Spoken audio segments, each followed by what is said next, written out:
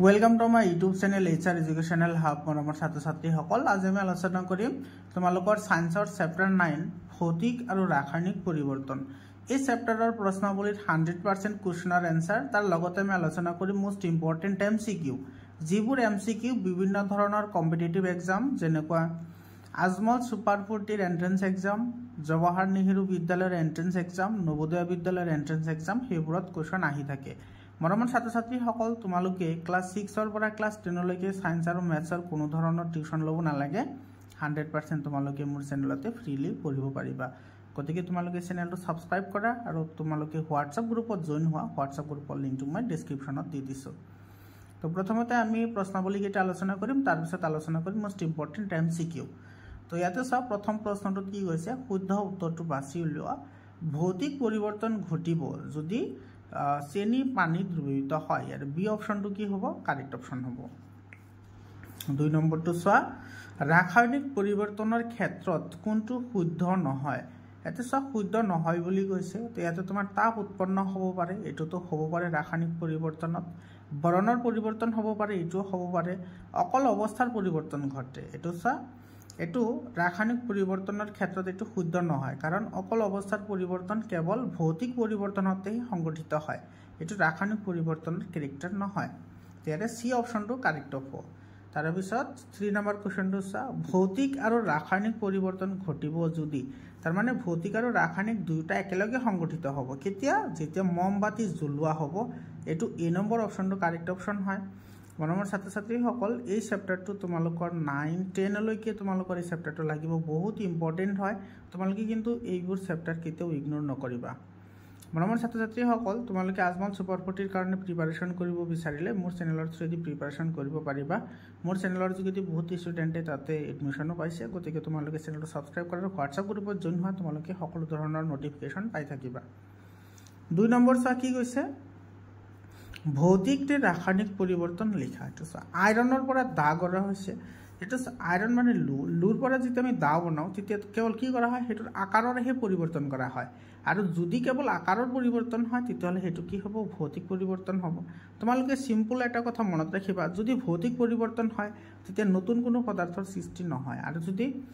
ৰাসায়নিক পৰিৱৰ্তন হয় তেতিয়াহলে কিন্তু different type of materials can be produced বেলেগ বেলেগ ধৰণৰ বস্তু তাতে উৎপন্ন হ'ব পাৰে পানীত চূন মিহলোৱা হৈছে পানীত যদি চূন মিহলোৱা তেতিয়াহলে বুৰবুৰণি ওলাই তাত কাৰ্বন ডাই অক্সাইড গেছ থাকে তেটো কি হ'ব ৰাসায়নিক পৰিৱৰ্তন হ'ব চূন পানীক ষ্ট্ৰ এডালেৰে ফুৱাই দিয়া হয় এটা চূন পানীত ক্যালসিয়াম হাইড্ৰক্সাইড থাকে আৰু ক্যালসিয়াম হাইড্ৰক্সাইডক যদি আমি ফু মাৰো মানে কাৰ্বন ডাই অক্সাইডৰ মাজেৰে পাৰ কৰো তেতিয়াহলে ক্যালসিয়াম কাৰ্বনেট উৎপন্ন হয় যাৰ কাৰণে চূন পানী কি হয় ঘোলা হয় ঠিক আছে তো এটো তোমাৰ কি হ'ব ৰাসায়নিক পৰিৱৰ্তন হ'ব তাৰ পিছত চোৱা কপাৰ পানীত কপাৰ সালফেট দ্ৰৱীভূত কৰা হৈছে তো এটো হ'ব ভৌতিক পৰিৱৰ্তন যেনেকৈ পানীত নিমখ মিহলালে বা চেনি মিহলালে হেতু কি হয় ভৌতিক পৰিৱৰ্তন হয় কাটি থোৱা আলু কলা পৰিলে হেতু কি হ'ব ৰাসায়নিক পৰিৱৰ্তন হ'ব গজাল এটাৰ বৰণ মুগা হলে হেতু ৰাসায়নিক পৰিৱৰ্তন হ'ব খাদ্য হজম হোৱাটো কি হ'ব ৰাসায়নিক পৰিৱৰ্তন হ'ব 3 নম্বৰ প্ৰশ্নটো চোৱা খালি ঠাই পূৰ কৰা নতুন পদাৰ্থ সৃষ্টি হোৱা পৰিৱৰ্তনক কি কয় ৰাসায়নিক পৰিৱৰ্তন বুলি কয় অৱস্থাৰ পৰিৱৰ্তন ঘটা পৰিৱৰ্তন হল ভৌতিক পৰিৱৰ্তন তো খালি ঠাইত ভৌতিক লিখিবা 1 নম্বৰটোত ৰাসায়নিক লিখিবা 3 নম্বৰটো চোৱা মামৰ কাৰকাৰ উপস্থিতিত সৃষ্টি হয় মামৰ এটো আইৰনত যে মামৰ ধৰে কাৰকাৰ উপস্থিতিত পানী আৰু জলীয় বাষ্প তো খালি ঠাইত পানী আৰু জলীয় বাষ্প লিখিবা 4 নম্বৰ চোৱা মামৰ প্ৰতিৰোধৰ বাবে জিংকৰ প্ৰলেপ প্ৰয়োগ কৰা প্ৰক্ৰিয়াটোৰ নাম কি জিংক লেবন বুলি কোৱা হয় বা গ্যালভানাইজেশন বুলি কোৱা হয় বহুত ইম্পৰ্টেন্ট হয় ক্লাস 10 তো আছে এইবোৰ হালুক সংশ্লেষণত তাপ কি হয় শোষিত হয় সূৰ্যৰ পোহৰ কি হয় সূৰ্যৰ পোহৰৰ পৰা তাপ হিহতে কি কৰে শোষণ কৰে আৰু হেতুৰ সহায়ত হিহতে খাদ্য প্ৰস্তুত কৰে তাৰ পিছত 6 নম্বৰটো চোৱা মামৰক ৰাসায়ন বিজ্ঞানত কিহেৰে লিখা হয় Fe2O3.H2O এটোৰে লিখা হয় ঠিক আছে এটো মামৰৰ ৰাসায়নিক সংকেত হয় মনত ৰাখিবা এটোৰ নাম হৈছে আইৰন অক্সাইড বুলি কয় 4 নম্বৰ প্ৰশ্নটো সব বহুত ইম্পৰ্টেন্ট প্ৰশ্ন হয় মই তোমালোকক বাৰে বাৰে কৈ আছো এইবোৰ চেপ্টাৰ কিন্তু ইগনোৰ নকৰিবা তোমালোকৰ এইবোৰ 9 10 ত লাগিব এইবোৰ চূন পানীৰ মাজেৰে কাৰ্বন ডাই অক্সাইড গেছ যাব দিয়া হৈছে চূন পানীৰ কেনেকুৱা পৰিৱৰ্তন দেখিবা কিয় এনে পৰিৱৰ্তন হয় লিখা এটোৰ আনসাৰ লিখিবা এনে ধৰণে চূণ পানী ঘোলা হ'ব কাৰণ চূণ পানীত থকা ক্যালসিয়াম হাইড্ৰক্সাইড এটো চোৱা চূণ পানীত কি থাকে ক্যালসিয়াম হাইড্ৰক্সাইড থাকে এটো হৈছে CaOH টু ব্ৰেকেটত ৰাখি বাহিৰত টু লিখিবা তলত এটো হৈছে ক্যালসিয়াম হাইড্ৰক্সাইড কাৰ্বন ডাই অক্সাইড মানে আমি যেতিয়া ফু মাৰো তেতিয়া কি যায় কাৰ্বন ডাই অক্সাইড যায় তাৰ লগত বিক্ৰিয়া কৰি ক্যালসিয়াম কাৰ্বনেট এটো CaCO3 যাক আমি মাৰ্বল বুলিও জানো উৎপন্ন কৰে যাৰ বাবে চূণ পানী কি হ'ব খোলা হ'ব বুজি পালানে এটোৰ আনসাৰ লিখিবা এনে ধৰণে তাৰ পিছৰ প্ৰশ্নটো চা 5 নম্বৰ নেমু টেঙাৰ ৰসত খোৱা ছডা যোগ কৰা হৈছে তুমি কি দেখিবা আৰু কিয় দেখিবা লিখা বহুত ইম্পৰ্টেন্ট কোৱেশ্চন হয় এটো তোমালোকৰ স্কুলত হাফ ইয়াৰলি এক্সাম বা ফাইনেল এক্সামত আহিব পাৰে ঠিক আছে এটোৰ আনসাৰ লিখিবা এনে ধৰণে নেমু টেঙাৰ ৰসত খোৱা ছডা যোগ কৰিলে বুৰবুৰণি উঠা দেখা যাব কাৰণ নেমু টেঙাত থকা সাইট্ৰিক এসিডে নেমু টেঙাত কি এসিড থাকে সাইট্ৰিক এসিড থাকে আৰু খোৱা ছডা যাক আমি সোডিয়াম হাইড্ৰোজেন কাৰ্বনেট বুলিও কওঁ বহুত ইম্পৰ্টেন্ট হয় মনত ৰাখিবা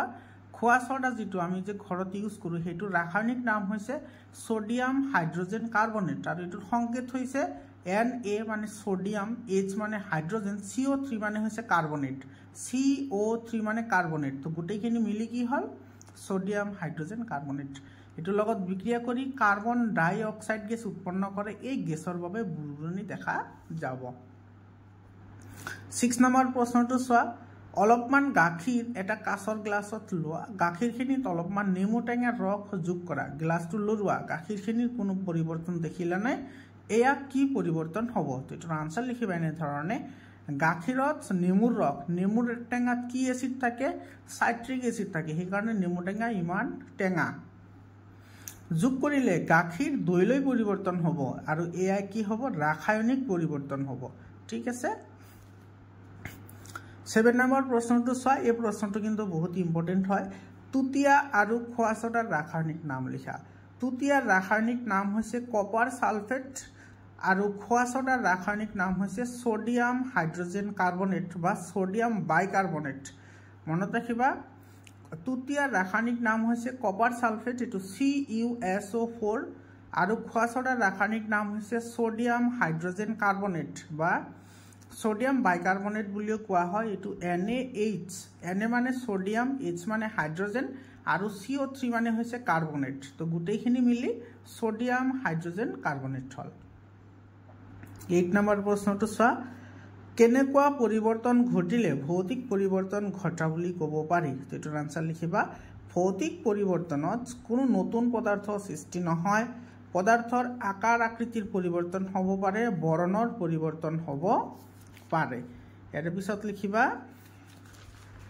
এটো চোৱা অৱস্থাৰ পৰিৱৰ্তন ঘটিব পাৰে তাৰ পিছত 9 নম্বৰ প্ৰশ্নটো চোৱা ৰাসায়নিক পৰিৱৰ্তনত কি ঘটিব পাৰে লিখা এটোৰ আনসাৰ লিখিবা ৰাসায়নিক পৰিৱৰ্তনত নতুন পদাৰ্থ উৎপন্ন হয় তাপ উৎপন্ন বা শোষণ হ'ব পাৰে গেছ উৎপন্ন হ'ব পাৰে বৰণৰ পৰিৱৰ্তন হ'ব পাৰে আৰু পোহৰ নিৰ্গত হ'ব পাৰে মৰমৰ ছাত্ৰ ছাত্ৰীসকল এইখিনি আছিল অনুশীলনীৰ আনসাৰ এতিয়া আমি আহিছো অতিৰিক্ত প্ৰশ্ন যিবোৰ প্ৰশ্ন বহুতই ইম্পৰ্টেন্ট হয় মোস্ট ইম্পৰ্টেন্ট MCQ বোৰ আমি আলোচনা কৰিম যিবোৰ MCQ বিভিন্ন ধৰণৰ কম্পিটিটিভ এক্সামত আহি থাকে তো তোমালোকে এইবোৰ লিখি লোৱা আৰু যদি লিখাৰ মন নাই তেতিয়া হলে তোমালোকে PDF ফাইল লৈ লোৱা তোমালোকে WhatsApp গ্ৰুপত জয়েন হোৱা লগতে চেনেলটো সাবস্ক্ৰাইব কৰা তোমালোকে তাতেও পাই যাবা আইটো চোৱা 1 নম্বৰ বৰফ গলিলে তো আমি আগতেও পাইছো বৰফ গলিলে ভৌতিক পৰিৱৰ্তন আৰু ৰাসায়নিক পৰিৱৰ্তন দুয়োটা হয় হয়নে তো বৰফ গলিলে তোমাৰ কি হ'ব ভৌতিক পৰিৱৰ্তন আৰু ৰাসায়নিক পৰিৱৰ্তন দুয়োটা হ'ব তো এৰ তোমাৰ সৰি এটো বৰফ গলিলে এটো জ্বলাৰ কথা কোৱা নাই সৰি বৰফ যদি গলে তেতিয়া হলে তোমাৰ কি হ'ব ভৌতিক পৰিৱৰ্তন হ'ব আৰু যদি বৰফ যদি মমবাতি এডাল যদি জ্বলে তেতিয়া হলে তোমাৰ ভৌতিক আৰু ৰাসায়নিক দুইটা পৰিৱৰ্তন হয় বৰফ গলিলে তো পানী হ'ব তো পানী হওঁতে কি হ'ব ভৌতিক পৰিৱৰ্তন হ'ব 2 নম্বৰ চোৱা ৰুটি ভাজিলে কেনে ধৰণৰ পৰিৱৰ্তন হয় সা ৰুটি ভাজিলে সোৱাদৰ পৰিৱৰ্তন হয় লগতে কালাৰো চেঞ্জ হয় যদি সোৱাদৰ পৰিৱৰ্তন হয় তেতিয়া হলে এটো কি হ'ব ৰাসায়নিক পৰিৱৰ্তন হ'ব এৰ বি অপচনটো কাৰেক্ট অপচন হ'ব 3 নম্বৰ চোৱা ৰহিমে কাগজ টুকুৰা এটাৰে নাও বনালে কিন্তু নাওখন ভাল নহল কাৰণে সেই কাগজৰ টুকুৰাৰে বেগ এখন বনালে বেগ বনাবতে বেগখন ছিঙি যোৱাত পুৰি পেলালে কাগজৰ টুকুৰাটোৰ হোৱা পৰিৱৰ্তনবোৰ হ'ল সব বহুত ইম্পৰ্টেণ্ট কুৱেশ্যন হয় এনেকুৱা ধৰণৰ প্ৰশ্ন কিন্তু তোমালোকৰ পৰীক্ষাত আহিব পাৰে প্ৰথমতে তুমি লক্ষ্য কৰা ৰহিমে কাগজৰ টুকুৰা এটা নাও বনালে তো কাগজ কেৱল ভাঁজ কৰি নাও বনাইছে তো সেইটো কি হ'ব ভৌতিক পৰিৱৰ্তন হ'ব তাৰে পিছত তোমাৰ বেগ বনালে ঠিক আছে বেগ বনালে তো তাতেও তোমাৰ কি হ'ল কাগজ ভাঁজ কৰা হ'ল তো তেতিয়াও তোমাৰ কি হ'ল ভৌতিক পৰিৱৰ্তন হ'ল কাৰণ নতুন পদাৰ্থ উৎপন্ন হোৱা নাই কিন্তু তোমাৰ পিছত কি কৰিছে পুৰি পেলাইছে তো পুৰি পেলালে কি হ'ব ছাই হ'ব কাগজ এটা পুৰিলে ছাই হ'ব তো তেতিয়া তোমাৰ কি হ'ব ৰাসায়নিক পৰিৱৰ্তন সংঘটিত হ'ব তো তোমাৰ কি হ'ব প্ৰথমটো ভৌতিক তাৰ পিছতটো ভৌতিক হ'ব কিন্তু শেষৰটো ৰাসায়নিক হ'ব তেতিয়াহ'লে এ নম্বৰ অপশ্যনটো কি হ'ব কাৰেক্ট অপশ্যন হ'ব বুজি পালানে ইয়াৰে পিছৰ প্ৰশ্নটো চোৱা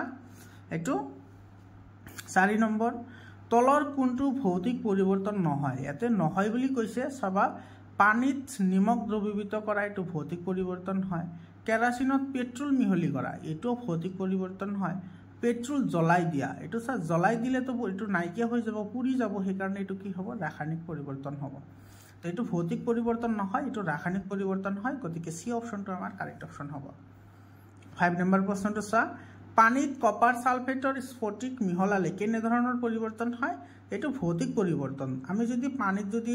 নিমখ মিহলি কৰোঁ বা চেনি মিহলি কৰোঁ সেই সকলোবোৰ সদায় ভৌতিক পৰিৱৰ্তনৰ অন্তৰ্ভুক্ত হয় কপাৰ সালফেটৰ বৰণ কেনেকুৱা কপাৰ সালফেটৰ বৰণ হৈছে নীলা এইটো ডি অপশ্যন কাৰেক্ট হ'ব কপাৰ সালফেটৰ ৰাসায়নিক সংকেত কপাৰ সালফেটৰ ৰাসায়নিক সংকেত CuSO4 Cu মানে কপাৰ SO4 মানে সালফেট মৰমৰ ছাত্ৰ ছাত্ৰীসকল এইবোৰ কিন্তু তোমালোকৰ ক্লাছ 8তো লাগিব 9-10তো লাগিব 8তো লাগিব তোমালোকে এইবোৰ ইগনোৰ নকৰিবা তোমালোকে লিখি লোৱা বহুত ইম্পৰ্টেণ্ট হয় নহলে তোমালোকে PDF ফাইলটো লৈ লোৱা কেঁচা শিলিখা আপেল আদি কাটি থৈ দিলে ইহঁতৰ ওপৰত কলসীয়া বৰণৰ তৰপ পৰে কিহৰ কাৰণে তৰপ পৰে কাৰণ এইবোৰ বায়ুৰ সংস্পৰ্শত আহি অক্সিজেনৰ লগত যুজিত হৈ নতুন পদাৰ্থৰ উৎপন্ন হয় গতিকে এইটো অপশ্যনে কি হ'ব কাৰেক্ট অপশ্যন হ'ব বুজি পালানে ইয়াৰে পিছৰ প্ৰশ্নটো চোৱা এটো কি কৈছে মামৰৰ ৰাসায়নিক সংকেত এটো Fe2.H2O এটো সি অপশ্যনটো কাৰেক্ট অপশ্যন হয় তাৰ পিছত 10 নম্বৰ প্ৰশ্নটো চোৱা Fe+X+Y উৎপন্ন হৈছে মামৰ এটো মামৰৰ ৰাসায়নিক সংকেত তো চোৱা আইৰণৰ লগত অৰ্থাৎ লোহাৰ লগত আৰু কি বস্তু লগ লাগি তোমাৰ মামৰ উৎপন্ন কৰে তো তোমাৰ X ৰ ঠাইত লাগিব অক্সিজেন আৰু Y ঠাইত লাগিব ওয়াটাৰ মানে পানী ঠিক আছে তো X হ'ব O2 মানে অক্সিজেন আৰু Y হ'ব কি H2O গতিকে এটো যদি আমি লিখো তেতিয়াহলে Fe+ এটো কি হ'ব এটো হ'ব তোমাৰ O2 তাৰ পিছত আহিব প্লাস H2O তাৰ পিছত উৎপন্ন হ'ব মামৰ তেৰে এ নম্বৰ অপশ্যনটো কি হ'ব কাৰেক্ট হ'ব বহুত ইম্পৰ্টেন্ট হয় এইবোৰ কোৱেশ্চন 11 নম্বৰ প্ৰশ্নটো চোৱা তলৰ কোনটো প্ৰক্ৰিয়া ব্যৱহাৰ কৰি মামৰ ধৰা ৰোধ কৰিব নোৱাৰি ইয়াতে চোৱা নোৱাৰি বুলি কৈছে তো লুৰ বস্তুত ৰঙৰ প্ৰলেপ দিলে তো আমি ৰোধ কৰিব পাৰি কিন্তু ইয়াতে আমাৰ নোৱাৰি বুলি কৈছে গতিকে আমাৰ এই নম্বৰটো নহব লুৰ বস্তুত জিংকৰ প্ৰলেপ দি এটুৰেও আমি ৰোধ কৰিব পাৰি লুৰ বস্তুত গ্ৰীজ ব্যৱহাৰ কৰি এটুৰেও পাৰি কিন্তু পানীত ডুবাই ৰাখি আমি কি কৰিব নোৱাৰো মামৰে ধৰা ৰোধ কৰিব নোৱাৰো গতিকে আমাৰ ডি অপশ্যনটো কাৰেক্ট হ'ব তাৰ পিছত 12 নম্বৰ কোৱেশ্চনটো চোৱা চুন মানে পুৰা চুনৰ ৰাসায়নিক নাম আৰু সংকেত চোৱা পুৰা চুনৰ ৰাসায়নিক নাম হৈছে ক্যালসিয়াম অক্সাইড আৰু এৰ সংকেত হৈছে CaO ক্যালসিয়াম অক্সাইড ইয়াক CaO বুলি কোৱা হয় তেৰে এ নম্বৰ অপশ্যনটো কি হ'ব কাৰেক্ট অপশ্যন হ'ব তাৰ পিছৰ প্ৰশ্নটো চোৱা এটো চোৱা বহুত ইম্পৰ্টেন্ট কোৱেশ্চন হয় CaO মানে পুৰা চুন বা ক্যালসিয়াম অক্সাইডে যদি পানীৰ লগত বিক্ৰিয়া কৰে তেতিয়াহলে কি উৎপন্ন কৰে ক্যালসিয়াম হাইড্ৰক্সাইড উৎপন্ন কৰে চা আমি যে দোকানৰ পৰা চুন কিনি আনো যেটো গোটা চুন হেতু হৈছে ক্যালসিয়াম অক্সাইড যাক আমি পুৰা চুন বুলি কওঁ তাতে যদি আমি পানী দিও পানী ঢালি দিলে বুৰবুৰণি ওলাব গৰম হ'ব তাৰে পিছত এটা আমি বগা পদাৰ্থ পাম আৰু হেতু হৈছে ক্যালসিয়াম হাইড্ৰক্সাইড যেটো আমি চুনৰ লগত খাও পানৰ লগত যেটো চুন খোৱা হয় হেতু ঠিক আছে এটো হৈছে ক্যালসিয়াম হাইড্ৰক্সাইড বা শিথিলিত চুন বুলিও কোৱা হয় আৰু সংকেত হৈছে CaOH2 এটো Ca মানে হৈছে ক্যালসিয়াম আৰু OH2 মানে হৈছে হাইড্ৰক্সাইড তো গুটেইখিনি মিলি ক্যালসিয়াম হাইড্ৰক্সাইড ইয়াৰ পিছত চোৱা মাৰ্বলৰ ৰাসায়নিক সংকেত কি ক্যালসিয়াম কাৰ্বনেট এইটো ৰাসায়নিক নাম হল ক্যালসিয়াম কাৰ্বনেট আৰু ইয়াৰ সংকেত হল CaCO3 CaCO3 তাৰ পিছত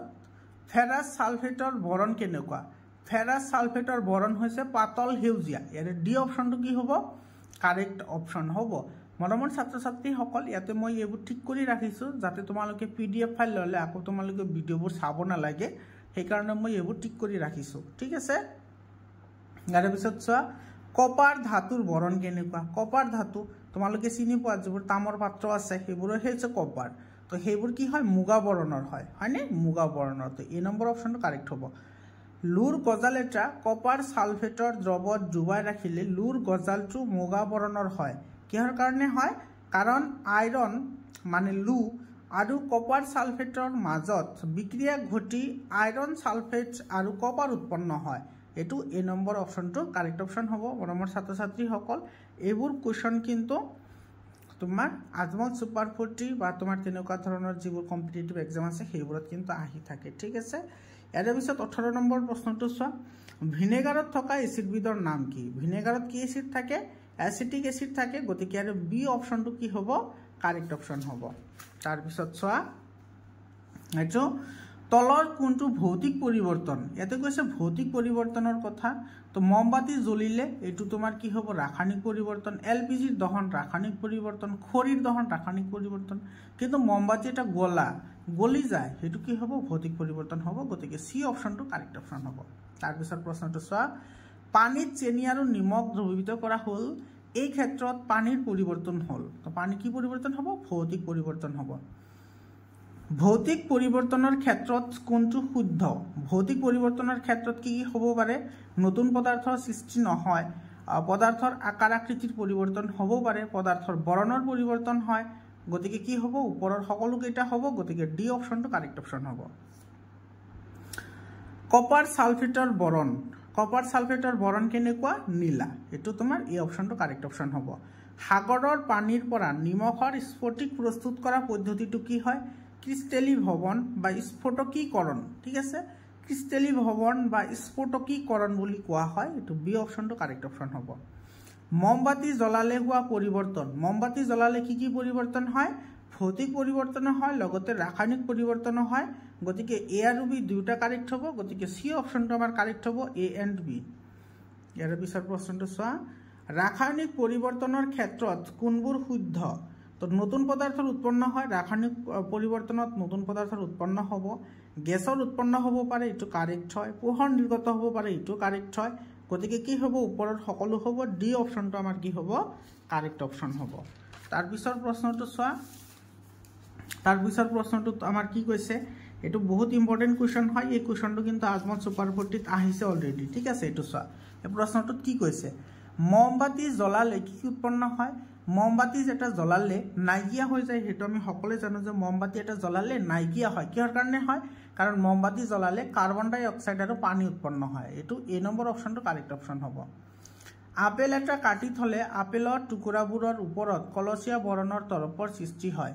এয়া হল কি পৰিৱৰ্তন হ'ব এটো ৰাসায়নিক পৰিৱৰ্তন হ'ব বি অপশনটো কাৰেক্ট অপশন হ'ব এটো তোমালোকে ঘৰতো চাব পাৰা তুমি